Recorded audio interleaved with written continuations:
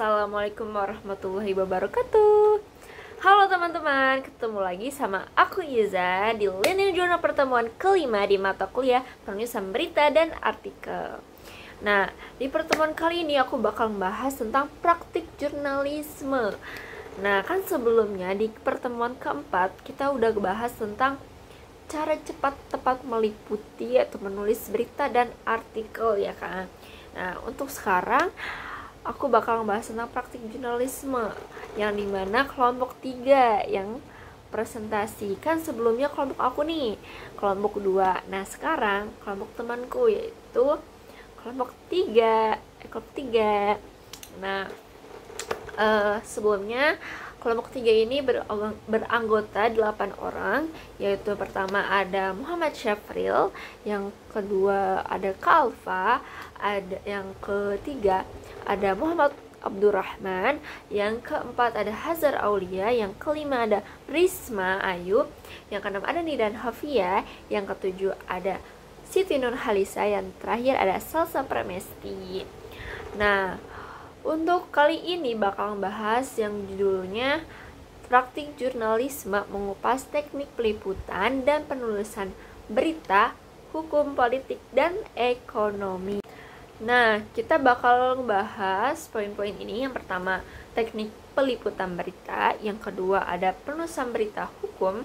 Yang ketiga, penulisan berita politik. Yang keempat, penulisan berita ekonomi. Dan yang terakhir, yang kelima, yaitu tantangan jurnalisme, hukum politik dan ekonomi. Nah, yang pertama itu adalah teknik peliputan dan penulisan berita. Nah, teknik pencarian berita atau pengumpulan data adalah suatu cara yang digunakan untuk reporternya yang di dalamnya mendapatkan informasi mengenai peristiwa apa sih yang terjadi pada saat ini, yang peristiwa yang sangat menggemparkan di tengah-tengah kehidupan masyarakat gitu kan. Nah, adapun berbagai macam teknik yang digunakan oleh reporter untuk mendapatkan data, fakta, ataupun informasi yang mereka dapatkan dalam peristiwanya tersebut. Yaitu teknik reporter, ada pertama teknik reportase ya. Yang kedua ada teknik wawancara, yang ketiga itu teknik riset kepustakaan. Jadi teknik reportase itu kayak seperti kita mendapatkan informasi dengan melihat peristiwanya yang terjadi.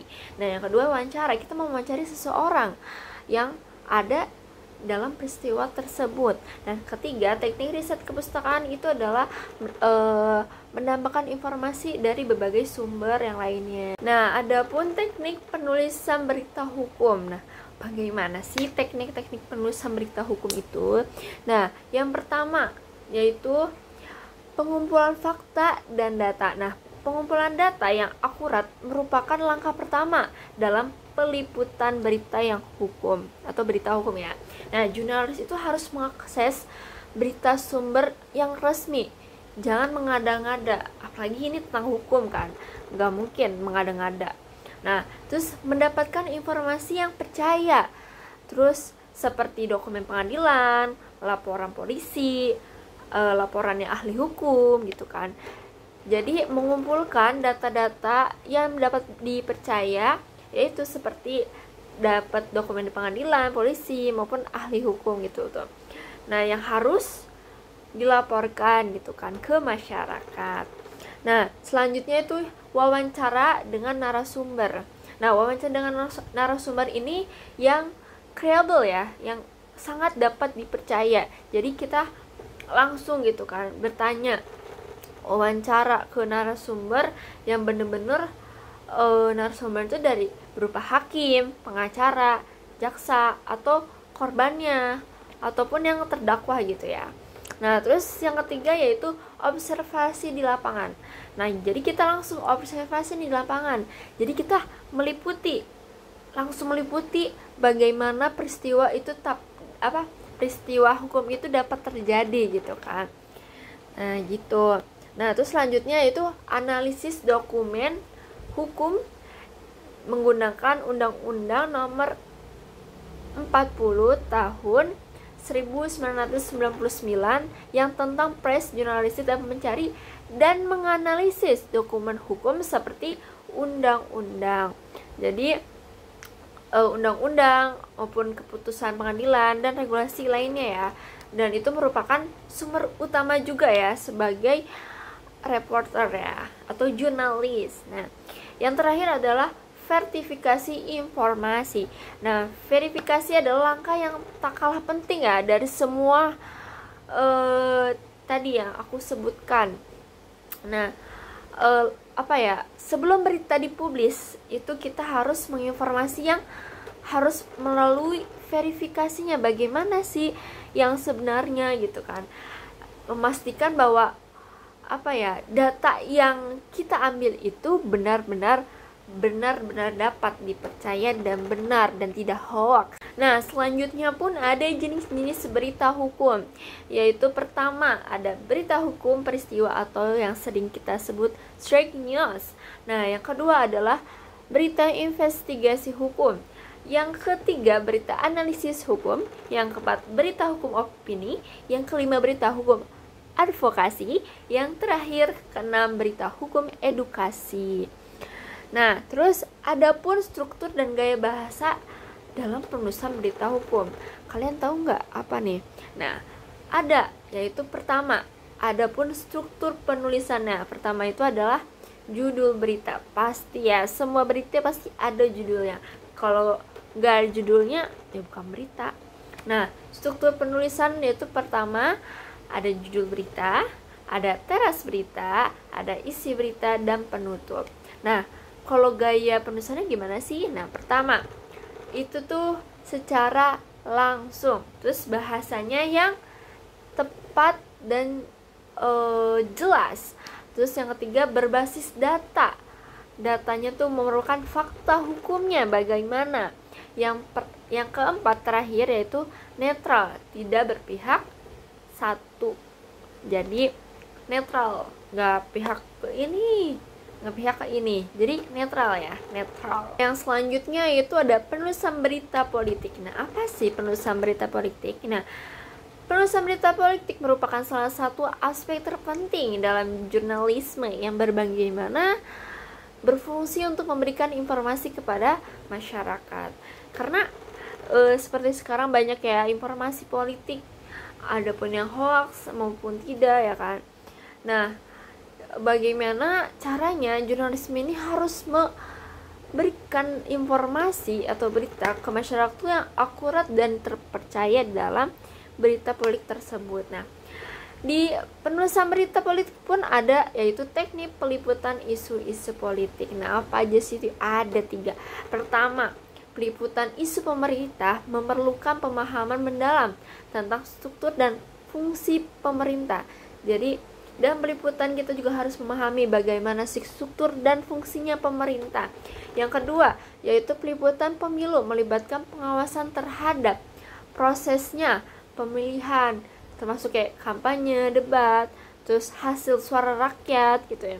Yang ketiga adalah peliputan kebijakan publik yang memerlukan analisis yang lebih mendalam dalam kebijakan tersebut, kebijakan pemerintah nih untuk masyarakat gimana gitu. Dan selanjutnya pun ada gaya penulisan berita politik nih. Gimana sih penulisan berita politik yang benar-benar seimbang dan objektif? Nah, yang pertama yaitu gaya penulisan berita politik harus bersifat objektif, yang artinya jurnalis ini harus menghindari bias atau informasi yang tidak sesuai fakta gitu. Yang kedua yaitu berita politik harus mencakup berbagai sudut pandang, tidak hanya satu sumber tapi ke sumber yang lainnya. Jadi tidak ke satu sudut pandang nih, harus banyak. Yang ketiga yaitu struktur berita politik umumnya harus mengikuti format piramida terbalik, yang dimana informasi yang paling penting disampaikan di awal, yang tidak penting di akhiran, seperti itu. Dan selanjutnya adapun analisis kebijakan dan dampaknya bagi masyarakat di penulisan berita politik ini. Yang pertama adalah analisis kebijakan ini dapat membantu masyarakat memahami keputusan dari pemerintah bagaimana sih gitu ya. Nah, yang selanjutnya adalah setiap kebijakan publik memiliki dampak yang berbeda-beda bagi masyarakat. Nah, jurnalis ini harus mampu mengungkapkan bagaimana sih kebijakan yang mempengaruhi berbagai berbagai masyarakat daerah gitu, atau berbagai kelompok yang rentan gitu. Yaitu ada penulisan berita ekonomi. Apa sih penulisan berita ekonomi ini ya? Nah, penulisan berita ekonomi adalah salah satu cabang jurnalisme yang penting juga karena berkaitan dengan berbagai aspek kehidupan kita nih ya sebagai masyarakat, ya seperti pasar, bisnis dan investasi ya kan. Nah, selanjutnya gimana sih tekniknya? Yaitu pertama, teknik meliput pasar, bisnis dan investasi, yaitu memantau sumber daya ekonomi. Kedua, wawancara dengan narasumber ahlinya nih, ahli dalam perekonomi tersebut. Nah, yang terakhir yaitu analisis data ekonomi dan mengikuti perkembangan trennya pasar. Jadi kita sebagai jurnalisme atau reporter itu harus melihat, memantau sumber daya ekonomi dan wawancara ahlinya nih dalam perekonomi tersebut. Terus kita menganalisis dari ekonomi juga dan mengikuti trennya pengembangan ekonomi sekarang sampai selanjutnya. Nah, bagaimana sih gaya bahasa dalam jurnalisme ekonomi ini? Pertama yaitu dengan gaya bahasa yang sederhana. Jadi dengannya jangkauan bahasa yang sederhana itu dapat menjangkau pembaca itu mudah memahami bagaimana sih latar belakang ekonomi sekarang gitu tuh. Nah, yang kedua gaya bahasa yang teknis. Nah, teknis ini adalah supaya pembaca ini dapat memahami topik ekonomi ini lebih mendalam seperti itu. Nah, analisis tren ekonomi adapun dampaknya pada publik gitu. Yang pertama adalah pertumbuhannya ekonomi. Nah, dengan adanya berita ini mengenai angka pertumbuhan ekonomi seperti produk domestik bruto yang sangat relevan di bagian masyarakat ini. Jadi adanya berita ekonomi ini dapat menganalisis pertumbuhannya ekonomi. Nah, yang kedua itu inflasi atau deflasi, yaitu tingkatnya inflasi atau deflasi ini memiliki dampak langsungnya masyarakat, bagaimana sih daya pembeli masyarakat gitu tuh. Yang ketiga adalah perubahan kebijakan pemerintah. Nah, ini nih yang paling penting gitu tuh, tentang bagaimana perubahan kebijakan masyarakat tentang ekonomi yang sekarang gitu, perdagangan yang sekarang maupun internasional maupun internasional maupun nasional gitu ya. Terus terakhir itu investasi dan pasar keuangan. Nah, banyak ya investasi dan pasar keuangan juga gitu kan, gimana gitu. Nah, adapun tantangan jurnalisme dalam pemberitaan hukum, politik maupun ekonomi. Nah, apa aja sih ini? Pertama yaitu independensi dan tekanan eksternal dalam pemberitaan. Nah, di sini kredibilitas sebuah media sangat bergantung pada independensi jurnalisnya. Jadi tekanan yang berasal dari berbagai pihak itu dapat mengancam kebebasan pers gitu. Nah, yang kedua itu pengaruh kepentingan politik dan ekonomi dalam jurnalisme. Nah, ini tuh dapat membantu banget ya untuk dalam dunia ekonomi. Seperti kan perusahaan-perusahaan besar ini dapat memiliki pengaruh karena adanya media yang melalui iklan dan kerjasama bisnis. Jadi yang punya perusahaan ini bisa pun kerjasama dengan pers untuk memberitakan produknya, sehingga produknya itu dapat dapat dibeli banyak orang. Dan terakhir yaitu dampak berita terhadap opini publik dan kebijakan. Nah, berita yang disampaikan media itu sangat berpengaruhi terhadap caranya masyarakat memahami suatu isu atau berita. Nah, apalagi kebijakan yang dibuat oleh pemerintah yang seperti sekarang ini di Indonesia ya. Nah, jurnalis juga dan media harus berkomitmen dalam menjunjung tingginya etika jurnalisme dan melakukan tadi verifikasi yang ketat serta memastikan data yang diambil itu dapat dipercaya oleh masyarakat, seperti itu. Nah, jadi dalam pembahasan pertemuan kelima ini kita tuh membahas bagaimana sih seperti berita ekonomi, politik maupun hukum dalam penulisan berita gitu. Ternyata tekniknya tuh tidak hanya membuat berita saja gitu kan. Kayak kita melihat peristiwanya, wawancara udah gitu kita bikin beritanya. Tidak, ternyata ada teknik-tekniknya. Apalagi gitu ya tentang hukum dan politik gitu kan.